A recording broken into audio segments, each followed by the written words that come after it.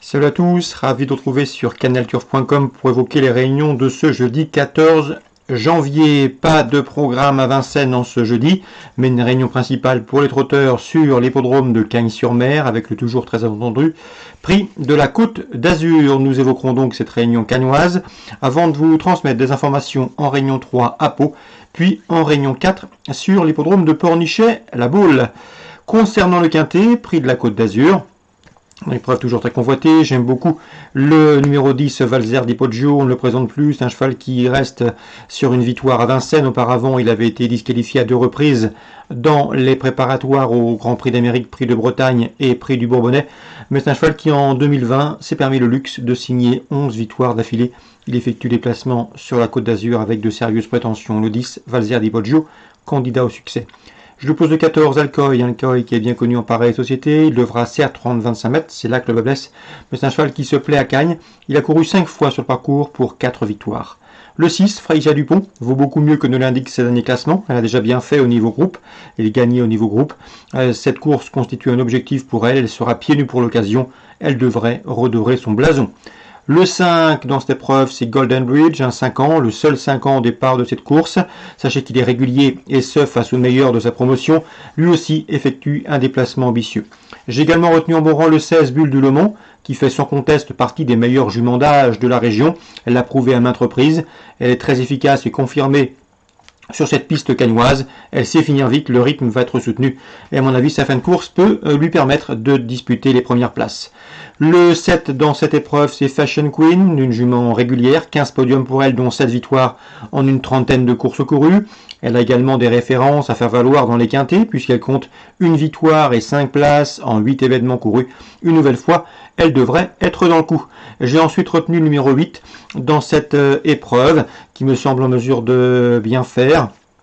C'est vrai que cette Donna Viva, lors de ses 6 derniers parcours, a signé 4 victoires et 2 places de deuxième. Cette fois-ci, le lot est plus relevé, mais sa forme actuelle peut lui permettre de se mettre en évidence. Attention également au numéro 1, Eden Basque. C'est le moins riche du lot, il reste sur 2 disqualifications et pourtant, je ne serais pas surpris de le voir prendre une 4e, 5e place à Bellecote dans cette course, d'autant que la dernière fois, il a été disqualifié certes, mais il était favori, il était très plaisant au hit d'échauffement. Donc on le reprend, le 1, Eden Basque, pour une place.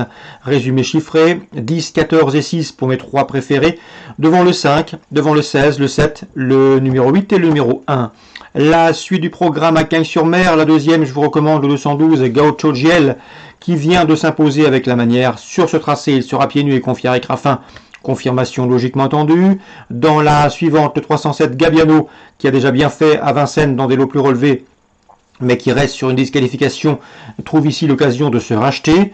On lui posera le 9, France-Brésil, qui a également couru de bons lots à Vincennes. L'opposition pour eux, le 8, Duarte, un cheval dur à l'effort, qui a déjà bien fait remonter, à mon avis, dans ce lot. C'est une première chance. Le 7, le 8 et le 9, dans la troisième course, dans l'ordre du programme. La quatrième, il faut racheter le 412 Efaro. Il a été disqualifié rapidement dernièrement, mais il a tout montré en retrait, sa forme et ses moyens. Ici, dans cette course pour driver amateur, l'opposition me semble à sa portée.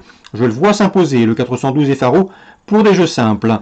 Dans la cinquième, je sais qu'Antenne Duperche est confiant avec le 505 Hollywood Torino. Le cheval est confié à Eric Raffin, sa préparation s'est bien déroulée.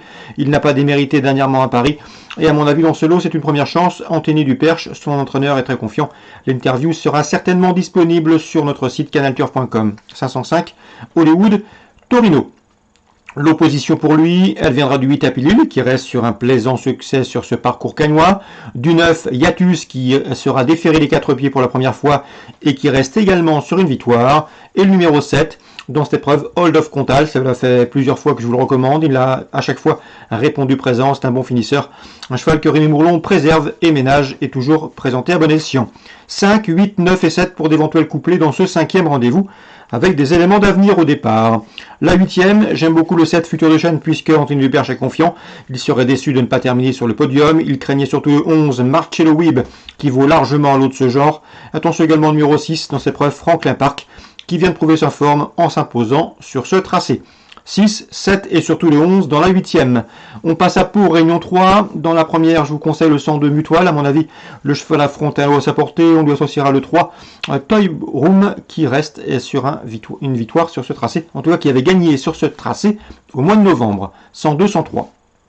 Dans la 5e, j'aime beaucoup le 502, c'est Glace des Mers qui s'est classé 3e dernièrement sur le steeple palois. Sa chance est prépondérante ici, avec le 602 également Mad River, qui retrouve un parcours sur lequel il s'est classé 2e à pareille époque l'an dernier, 602 Mad River.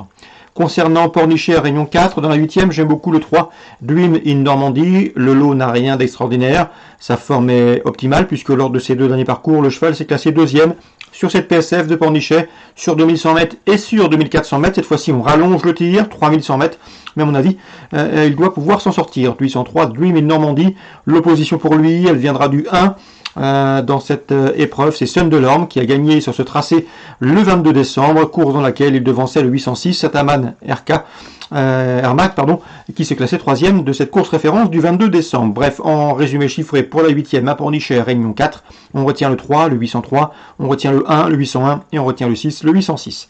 Voilà pour les infos de ce jeudi 14 janvier. Si ce programme vous a plu, n'hésitez pas à le liker, à cliquer sur le petit pouce levé afin qu'il soit diffusé, bien évidemment, au plus grand nombre. Très bon jeu à tous, rendez-vous demain pour une nouvelle émission.